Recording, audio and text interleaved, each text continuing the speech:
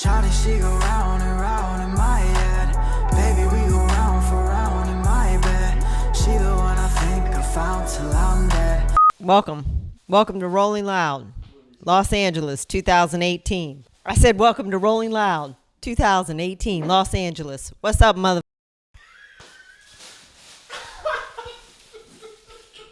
What's up?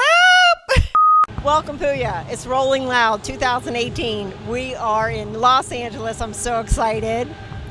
I'm super excited to be here, and I love you. You're the best. We love you too. So we just wanted to get together and have a quick little conversation, share with the fans some of the things that maybe people don't normally know about you. First, just congratulations on all your success. We're really excited for you. And you were one of our first reactions, and it was amazing. Now that I've gotten to know you and your mom and your girl and your brother, and I met your sister today too. It's just a matter of getting close to the family and everything. So we're really excited for you. Tell me, how did this whole thing start out for you, and what's your hometown, and where did you start? Where did this all begin for you? Well, I started with Denzel Curry. He was like one of the first rappers to contact me and be like, hey, your stuff's nice, like let's work. And at the time I was actually shooting videos with Fat Nick. Like I wasn't even like rapping that much. And then I just, I met up with Denzel Curry. He basically showed me how to be a rapper. And it's like super cool because, everyone knows Denzel Curry. He's a huge star. Everyone loves him. And he's still in contact with me every single day, always giving me advice. And yeah, that's really how I started. I really started off with Denzel Curry, Nell, Space Ghost Perp, those type of people. When did you figure it out? Like when you were a kid? I mean, when did you start wanting to do music? Like when did that happen? Well, that's a great question. Like when I was in school, I left school at like 10th grade, and then school just wasn't for me, so I got a job. And then the job was so boring, so I quit the job, and I was like, well, what do I like to do? I was like, well, I guess I like making music. Well, I like listening to music, so let me see if I can make music. Right. And it honestly started off as a hobby. I didn't think that I would be doing a festival. I didn't think I would be getting paid to perform. I never thought that this would be my revenue, I just did it for fun. Like I didn't have much money, but I enjoyed making music. And now I'm making music, and it's also helping me and my family out. And yeah, it's a blessing. I'm very blessed. Yeah, because you're a team, and your brother is your manager, so to speak, basically. So. It's all family. Like that's why I respect you and Cam. You guys are all family, close knit, and I feel like we're family. Like you're my second mom. You're everyone's second mom, really. Like everyone has a lot of respect for you and your son. And we appreciate that, and that all started by accident. But this isn't about us, it's about you. So but that is about me, because you guys are a part of me and a part of my life. I appreciate that. I know what you're saying. I just want the spotlight to be on you, because you deserve it. You put in the time and the work, and like you said, it's been a long run. So tell me, if you're sitting down in the living room and you could turn on your favorite movie, what would it be? Casino, the greatest movie of all time. If you haven't seen it, go watch it. Robert De Niro, Sharon Stone, Joe Pesci. It's literally the greatest movie of all time. It's called Casino. Cool, like that. I do like that movie too. What has been your best purchase ever so far in your life that you purchased with your own money? My car, honestly. I drive a Porsche. I always loved Porsche.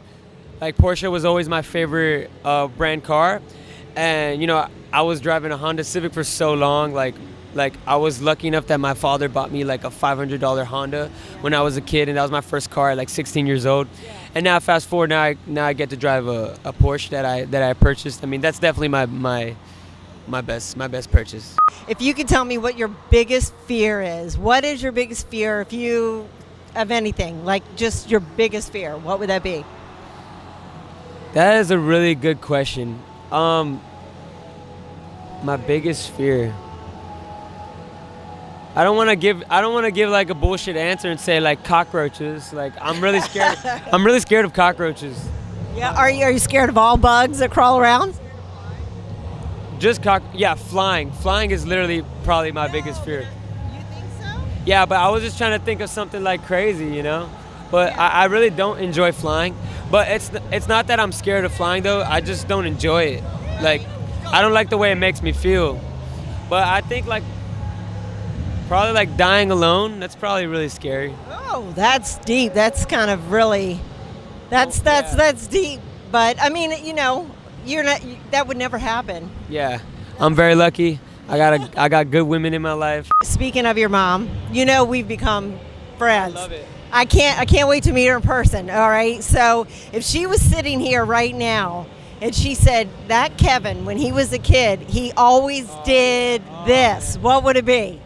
She would always say, "Get in trouble." He always get in trouble. I would get in a lot of trouble. I didn't follow the crowd. You know, I wanted to be the leader of the crowd. So unfortunately, I was the kid to like tell my friends like, "Hey, let's go do some bad stuff." You know. Oh my God. Yeah, unfortunately, I was that guy. You know, I never hurt nobody. I never stole from anybody. But I was just mischievous, and I was like doing like just dumb stuff.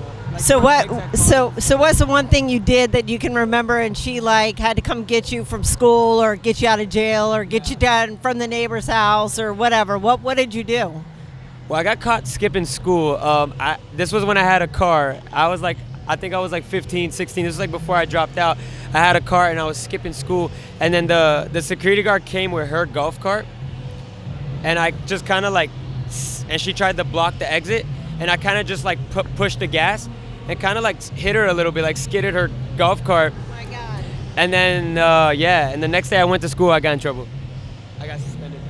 So then, is that what made you just leave school altogether, or you just, you just wanted to get out of school? It wasn't for you. Mom, I'm sorry, but my mom thought she was taking me to school, but she was taking me to school, but then I was getting picked up by friends and leaving. Oh my God. Hey kids, stay in school, get your diploma. I didn't finish school, but you know, I made it happen my own way. So many people see your social media and they see, and they tell you have brought them through tough times, and your music's been so powerful for them. So how does that make you feel? Lately, I've been feeling all this gratitude lately because, you know, I talk about this in my music, just like Lil Peep did and just like X did, you know.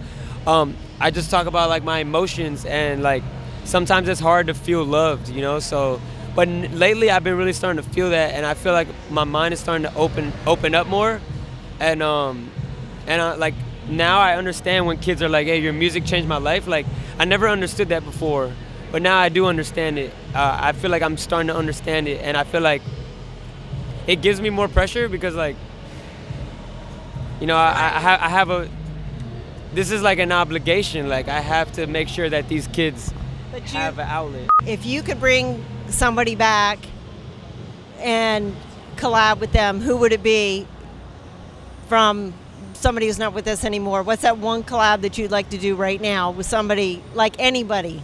Wow. That's the hardest question ever because I lost two friends. You know, I lost X. Yeah. I lost Lil Peep. But for music-wise, you know, like, for them, it was, the music's great, obviously, but just them as people was more important. Like, Lil Peep, you know, Gus, like, him as a person was what I loved, you know? Yeah. And same with X, like, I loved him as a person. It's just a plus that their music is fantastic, you know? Right. But from the dead, though, like, for music-wise, probably, like, maybe, like, Pimp C. Really? Yeah. Mac Miller, man. Mac Miller was a great guy, too. Right. He showed me his album before he passed away, but it's unfortunate what happened to everybody, but we're just going to keep going forward. Yeah. Keep it moving. Keep it moving. So that's what they want. So what's on your top 3 playlist? If somebody looked up your playlist right now and their top three songs that you're playing, what are they?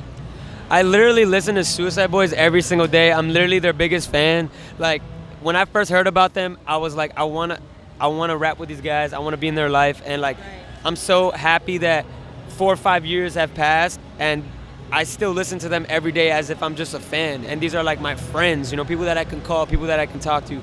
But it's literally all Suicide Boys songs. Everything Suicide Boys. Yeah. Suicide Boys. Shakewell. Shakewell is literally, he's coming up. He's doing super good. Shakewell is my fucking man. Ghost Main, Fat Nick.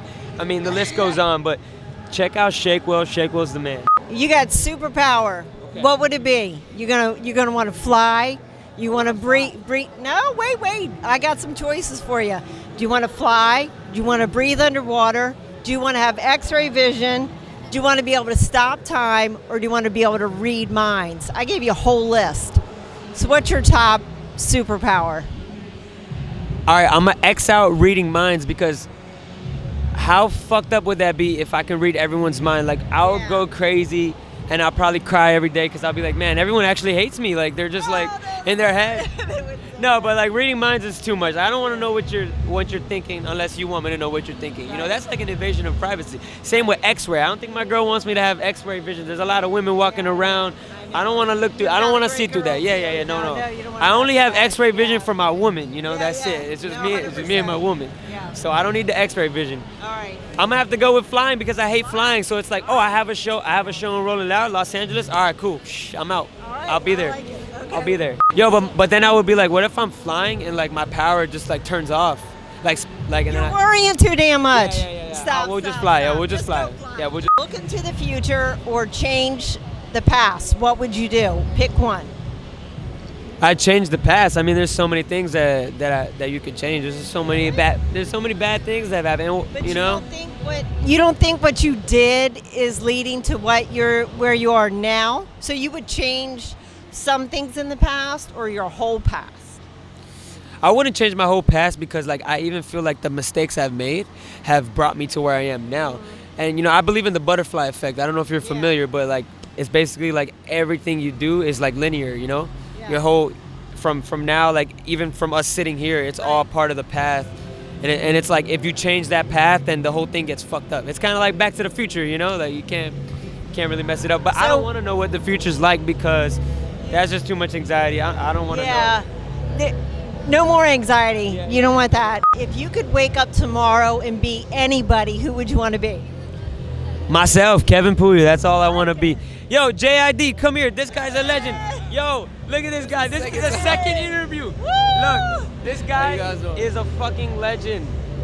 Amazing. I love you.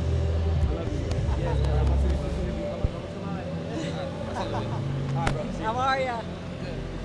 So yeah, that's JID. Yeah. That guy's a super legend, super dope rapper. I love him. I just became friends with him recently, and he's like the nicest guy ever. But anyways, my next move is I'm working on an album. I'm just working on an album. I got Juicy J on it. I got Ghostmane on it. I'm gonna get the Suicide Boys on it. I'm gonna attempt to get the Suicide Boys on it, but I'm sure they'll come around. And yeah, I'm just working on an album, and then I'm hoping to go tour. Right after the album, I'm going on tour. You had your first European tour. Congratulations on that. I was really excited for you. I faced my fear. I finally flew. I had my girl beside me. It made it a lot easier. I just come say here. No, come say hi. Come say hi. Nervous. Yeah, just Mama say Cup. hi. Babe, what do you gotta say? Hi, Mama Cuffin. I love you. I'm shy a little bit. The next thing is to block out all the haters. Keep winning. Keep winning with my girlfriend. We're a power couple. I do my music. She does her Baby Coco lashes. If you haven't heard of it, her lashes. She sells these amazing lashes. We've been together for many years. She battled cancer. She went through a lot. She's a very strong woman, you know. And I stuck by her. We stuck together. But we love. Oh we yeah, love her, you know. we love She's you been through a guys. lot. Fuck cancer. Fuck cancer. Fuck cancer. Anybody battling cancer out there, like I know what it's like. I know what it's like to go through that. Obviously, you see she gets emotional. Like it's a real thing, you know. So if you're battling cancer out there, just keep your head up. Guys, what's up? Look what we got here. Get in here. In here now. Fucking Cole Bennett is here. What's up, man? Yeah, baby. Yeah. My baby. Cole Bennett is a legend. We love him. Thank you for everything you've done. Mama Cuff, Cam, everything. Ransom, Baby Coco. We love you. Rest in peace, Lil Peep. Rest in peace, X. Rest in peace, Mac Miller. We love you guys.